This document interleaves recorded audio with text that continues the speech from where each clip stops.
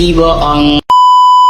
Aku hanya memikirkan satu peraturan penting. Kenapa kau lakukan hari ini kalau kau bisa melakukannya besok? Few moments later.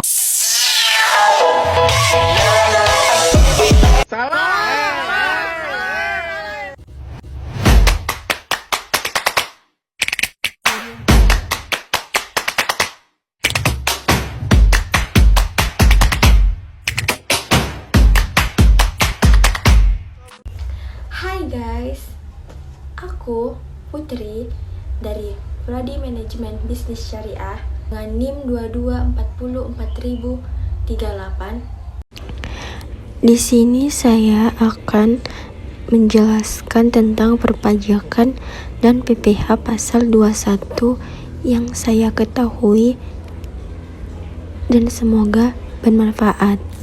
Pengertian pajak menurut Undang-Undang Nomor 23 Tahun 2007 yaitu kontribusi wajib pajak kepada negara yang terutang oleh pribadi atau badan yang bersifat memaksa berdasarkan undang-undang dengan tidak mendapat imbalan secara langsung dan digunakan untuk keperluan negara bagi sebesar-besarnya kemakmuran masyarakat. Sehingga dari pengertian tersebut dapat disimpulkan ciri-ciri pajak yaitu yang pertama, iuran wajib yang dibayarkan oleh wajib pajak kepada negara. Kemudian yang kedua, pembayaran yang didasarkan oleh norma-norma hukum. Yang ketiga, sumber pembiayaan pengeluaran efektif. Dan yang terakhir, keempat, sarana untuk meningkatkan kesejahteraan umum. Yang terakhir, balas jasa yang tidak diberikan secara langsung. Ada 3 unsur pajak yang harus kita ketahui, yaitu yang pertama, subjek pajak. Subjek pajak adalah istilah dalam peraturan perundang-undangan perpajakan yang merujuk pada individu atau orang pribadi atau entitas badan organisasi yang ditetapkan memiliki potensi untuk dikenai pajak.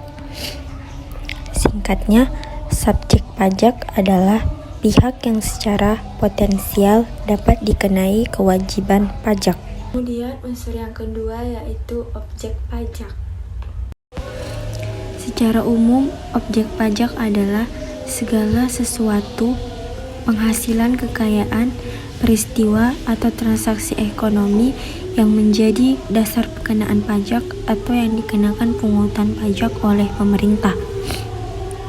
Sedangkan dalam konteks Undang-Undang Pajak Penghasilan atau PPh, objek pajak didefinisikan sebagai penghasilan setiap tambahan kemampuan ekonomis yang diterima atau diperoleh wajib pajak, baik yang berasal dari Indonesia maupun dari luar Indonesia, yang dapat dipakai untuk konsumsi atau untuk menambah kekayaan wajib pajak yang bersangkutan dengan nama dan dalam bentuk apapun. Dan yang terakhir yaitu tarif pajak. Tarif pajak adalah nilai atau persentase tertentu yang digunakan sebagai dasar untuk menghitung jumlah pajak yang wajib dibayar oleh wajib pajak atau objek pajak. Beberapa fungsi pajak, yaitu yang pertama fungsi anggaran.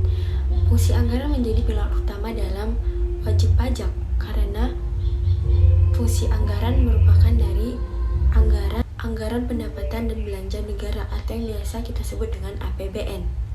Dan dana yang dikumpulkan digunakan untuk pembangunan dan layanan publik, gaji pegawai pemerintah, dan program sosial.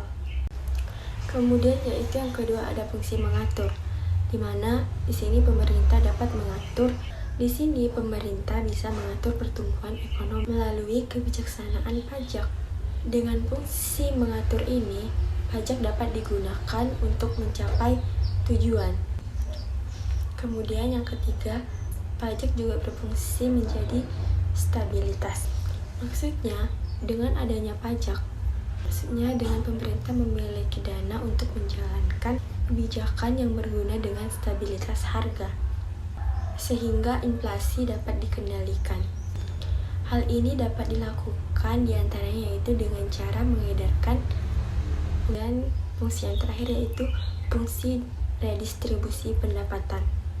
Di sini, pajak yang sudah dipungut oleh negara akan digunakan untuk membiayai semua kepentingan umum, termasuk juga untuk membiayai pembangunan, dan dapat membuka lowongan pekerjaan dan akhirnya dapat meningkatkan pendapatan negara. Kemudian kita akan membahas syarat-syarat pemungutan pajak, yaitu yang pertama ada syarat keadilan. Maksudnya itu pemungutan pajak harus adil, baik dalam perundang-undangan maupun dalam pelaksanaannya. Keadilan di sini juga yang dimaksud yaitu dengan kemampuan wajib pajak, dengan kemampuan ekonomi wajib pajak, atau kemampuan berbayar, atau kemampuan membayar, dan akhirnya dapat meningkatkan pendapatan negara. Kemudian yang kedua yaitu syarat yuridis. Maksudnya di sini yaitu pemungutan pajak di Indonesia harus didasarkan pada undang-undang. Hal ini dijamin oleh pasal 23A Undang-Undang Dasar 1945 yang menyatakan bahwa pajak dan pungutan lain yang bersifat memaksa diatur oleh undang-undang. Dengan adanya syarat ini, maka ini memberikan kepastian hukum bagi wajib pajak. Kemudian yaitu yang ketiga ada syarat ekonomis. Maksudnya yaitu pemungutan pajak tidak boleh mengganggu perekonomian nasional atau aktivitas produksi dan perdagangan masyarakat. Pajak tidak dapat mengganggu, pajak tidak boleh menghambat laju investasi dan kegiatan ekspor. Yaitu yang keempat ada syarat finansial. Yang dimaksud yaitu biaya pemungutan pajak seperti biaya administrasi, pengawasan, dan lain-lain harus seminimal mungkin. Tidak boleh lebih besar dari penerimaan pajak yang didapat. Kemudian syarat yang kelima yaitu syarat sederhana.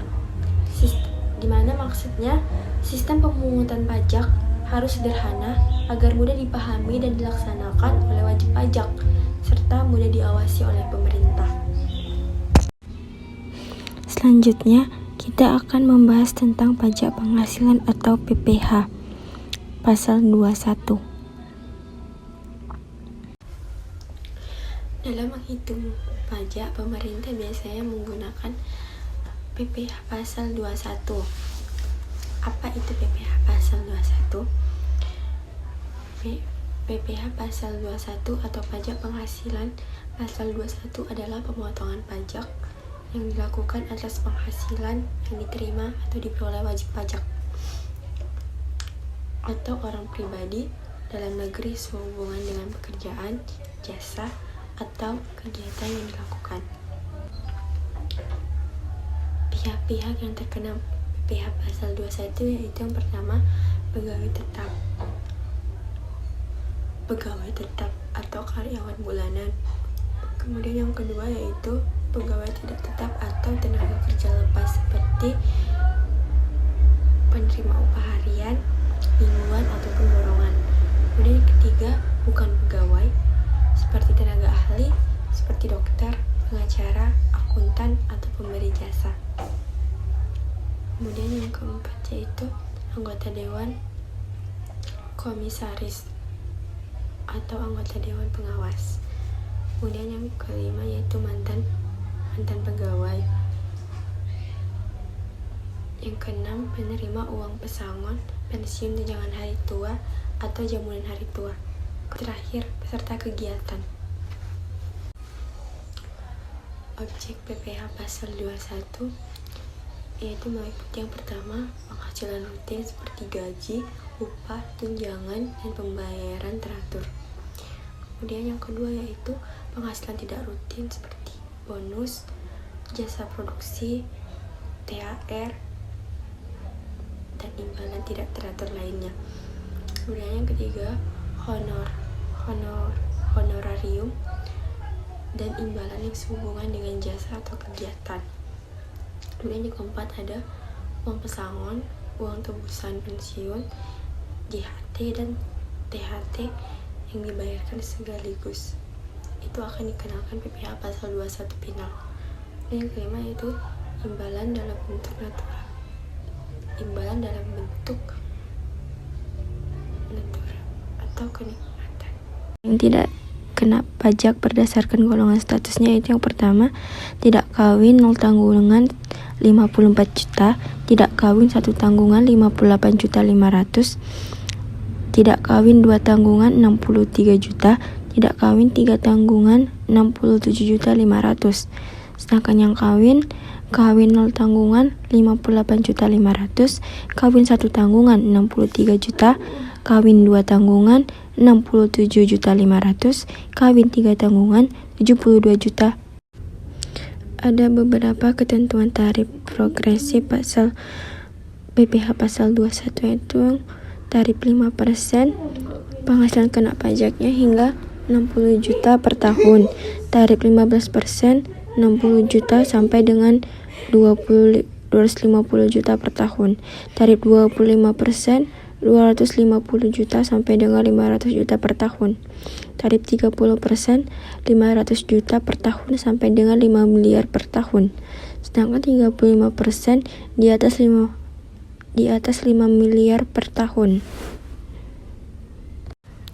Kita akan membahas contoh kasus dari Tuan Ali yang bekerja di PT Indofood pada tanggal 1 September 2024. Tuan Ali berstatus tidak menikah dan tidak memiliki tanggungan. Tuan Ali menerima atau memperoleh gaji sebesar 15.500.000 per bulan dan membayar iuran pensiun melalui PT Indofood sebesar 100.000 per bulan. Selama tahun 2024, hitunglah PPh pasal 21 Tuan Ali.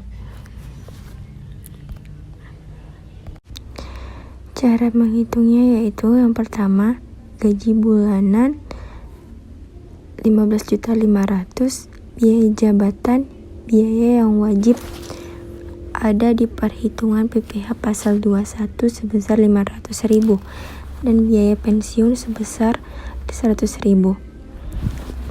Semua jumlah keseluruhan dikurang dan mendapatkan penghasilan bruto sebesar 14.900.000. Dan kemudian menghitung penghasilan setahun. Yang rumusnya penghasilan bruto dikali TER itu 14.900.000 dikali 4 bulan. 14.900.000 dikali 4 itu mulai dari bulan September, Oktober, November, Desember dan menghasilkan 59.600.000. Untuk dapat menghitung PPh pasal 21, kita harus menggunakan PTKP atau pihak tidak kena pajak. Karena Pak Ali tidak kawin dan tidak ada tanggungan, maka PTKP Pak Ali sebesar 54 juta. Dan dikurang 59 juta di 600 dikurang 54 juta mendapatkan hasil 5.600.000. PPh pasal 21-nya yaitu 5% dikali 5.600.000, hasilnya 280. Untuk menghitung TER-nya yaitu 7% dikali 15.500.000 sama dengan 1.085.000. Untuk mendapatkan PPh terutang Pak Ali, maka rumusnya PPh pasal 21 dikurang hasil TER sama dengan 280.000 dikurang 1.085.000 dikali 3 bulan, yaitu bulan September, Oktober, dan November. Hasilnya 280.000 dikurang 3.255.000, hasilnya sama dengan 2.975.000. Maka PPh pasal 21 Paali sebesar 2.975.000.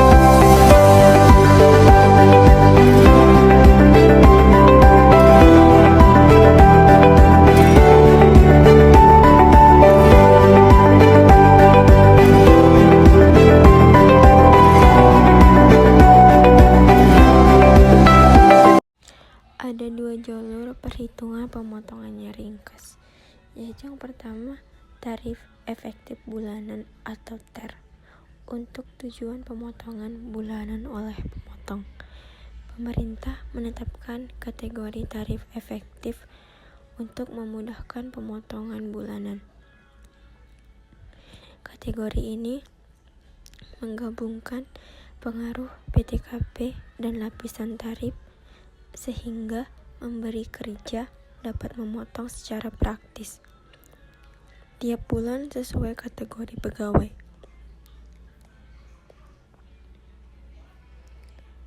Rentang atau level tarif tiap kategori dan lapisan tercantum dalam lampiran PP 58 tahun 2023 dan penjelasan Direktur Jenderal Pajak. Kemudian yang kedua, tarif progresif tahunan atau tarif PPh orang pribadi.